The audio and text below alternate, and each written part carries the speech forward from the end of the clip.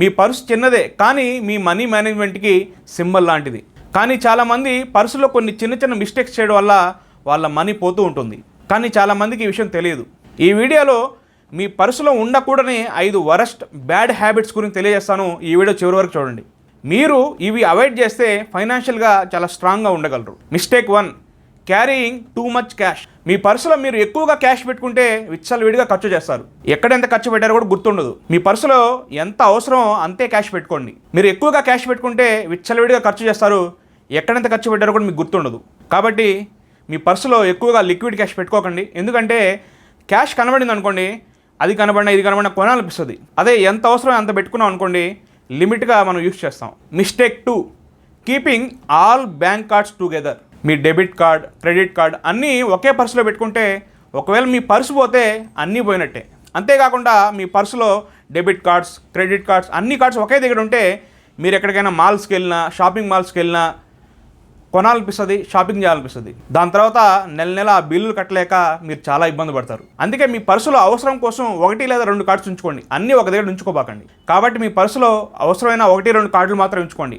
ఎక్కువగా కార్డులు ఉంచుకోవడం వల్ల మనం అనవసరంగా ఖర్చు పెడతాం. దానివల్ల నెల నెల ఈఎంఐలు కట్టుకోలేక జీవితాంతం ఇబ్బంది పడుతూ ఉంటాం. మిస్టేక్ 3, పర్సులో ఓల్డ్ బిల్స్, యూజ్లెస్ పేపర్స్ పెట్టుకోవడం. మీ పర్సులో ఓల్డ్ బిల్స్, చిల్లర కాగితాలు, ఎక్స్పైర్ అయిన కూపన్స్, రకరకాల అనవసరమైన పేపర్లు పెట్టుకుంటే మీ మైండ్ మొత్తం డిస్టర్బ్గా ఉంటుంది. రకరకాల బిల్స్, ఎక్స్పైరీ కూపన్స్, చిల్లర కాగితాలు పెట్టుకోవడం వల్ల మొత్తం కన్ఫ్యూజన్గా ఉంటుంది, ఏంది ఇన్ని కాగితాలని. దానివల్ల మీ మైండ్ కూడా డిస్టర్బ్ అవుతుంది.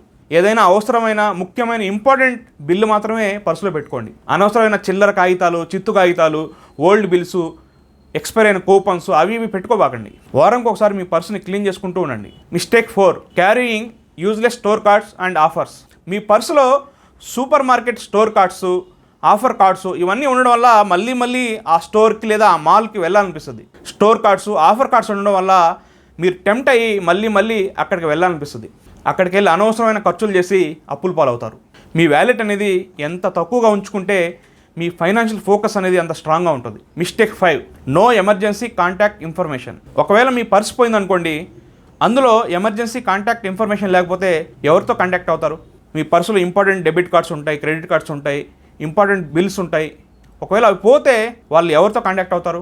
ఇది చాలా చిన్న పాయింట్ అనిపించవచ్చు, కానీ చాలా క్రూషియల్. కాబట్టి మీ పర్సులో ఎప్పుడు ఒక ఎమర్జెన్సీ కాంటాక్ట్ నెంబర్ పెట్టుకోండి.